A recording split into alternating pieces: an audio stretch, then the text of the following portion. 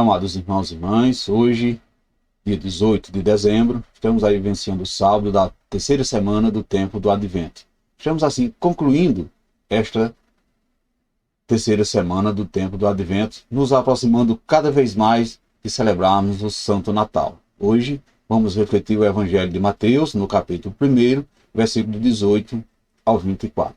O Senhor esteja convosco, Ele está no meio de nós. Proclamação do Evangelho de Jesus Cristo segundo Mateus. Glória a vós, Senhor. A origem de Jesus Cristo foi assim. Maria, sua mãe, estava prometida em casamento a José. E antes de viver juntos, ela ficou grávida pela ação do Espírito Santo. José, seu marido, era justo e, não querendo denunciá-la, resolveu abandonar Maria em segredo. Enquanto José pensava nisso, eis que o anjo do Senhor apareceu em sonho e lhe disse: José, filho de Davi, não tenhas medo de receber Maria como tua esposa, porque ela concebeu pela ação do Espírito Santo. Ela dará à luz um filho, e tu lhe darás o nome de Jesus, pois ele vai salvar o seu povo de seus pecados. Tudo isso aconteceu para se cumprir o que o Senhor havia dito pelo profeta. Eis que uma virgem conceberá e dará à luz um filho. Ele será chamado pelo nome de Emanuel, que significa Deus está conosco. Quando acordou, José fez conforme o anjo havia mandado e aceitou a sua esposa. Palavra da salvação, glória a vós, Senhor. Caros irmãos, amadas irmãs, queridas famílias, Jesus não é apenas filho da história dos homens. Jesus é o próprio Filho de Deus, o Deus que está conosco. Ele inicia nova história em que os homens serão salvos. Jesus, Deus, salva de tudo que diminui ou destrói a vida e a liberdade, ou seja, os pecados.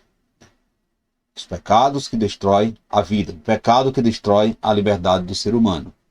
O relato mostra que, com toda a clareza, que a maternidade de Maria não é obra de José, mas obra do Espírito Santo. Fato que é afirmado 2 vezes no breve relato. José, interpelado enfaticamente como filho de Davi, garante a linhagem dinástica de Jesus, que recebe esse título. Celebraram-se, segundo os costumes, os esponsais, não o casamento, e não a coabitação precedendo o nascimento. Aqui se diz que José era honrado. O termo poderia significar que era inocente no assunto que começava a se manifestar, mas que não queria repudiá-la. Caros irmãos e irmãs, José e Maria são os protagonistas principais da história da salvação, porque compreenderam o chamado de Deus e disseram sim à proposta de adesão a seu projeto salvífico por meio de Jesus Cristo. Assim também, Deus nos convoca a sermos colaboradores na sua obra de salvação. E como fez com Maria e José, nos dá sinais muito simples para que alcancemos de um modo espiritual o seu propósito a nosso respeito. Deus nunca age em nós sem o nosso consentimento, não invade a nossa privacidade. Por isso, mandou o anjo anunciar a Maria que ela era a escolhida para ser a mãe do Salvador. Da mesma forma, amados irmãos e irmãs, avisou a José, como que para lhe dar satisfação sobre o acontecimento com a mulher que lhe era prometida em casamento. Somente depois do sim de Maria e de José foi que o anjo se afastou. Quando acordou, José fez conforme o anjo havia mandado e aceitou sua esposa. Mesmo contrariando os planos pessoais e mudando o rumo de sua vida, José obedeceu e acatou as ordens do anjo mensageiro de Deus. Caros irmãos e irmãs, quando estamos em sintonia com o Pai, quando estamos em sintonia com Deus, e a intimidade com o Espírito Santo nos momentos mais simples de oração e até em sonhos ou por meio de mensagem de pessoas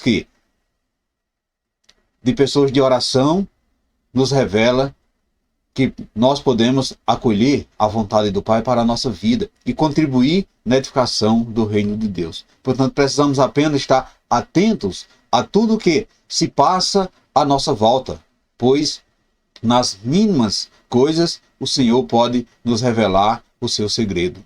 José confiou plenamente em tudo que foi revelado e fez a vontade de Deus. Nós também não poderemos nos justificar afirmando que ainda não entendemos qual é o plano de Deus para nós, porque a sua palavra é como uma lâmpada para os nossos pés, é luz para o nosso caminho, caros irmãos e irmãs. Portanto, nesse dia de hoje, reflita. Você está atento às inspirações do reino de Deus? Você já percebeu o que o Senhor tem lhe pedido para mudar de plano? Foi difícil ajustar-se à mudança desse plano? Caros irmãos e irmãs, você tem confiança no plano de Deus para a sua vida?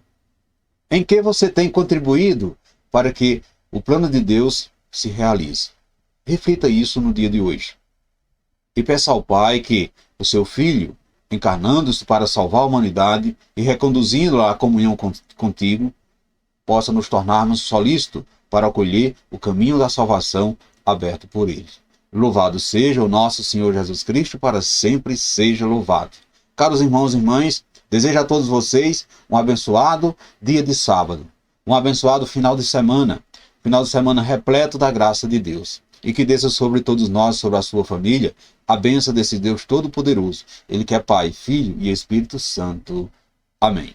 Fiquemos e permanecemos sempre nessa paz que vem de Cristo, que é o nosso Salvador, agora e sempre. Amém.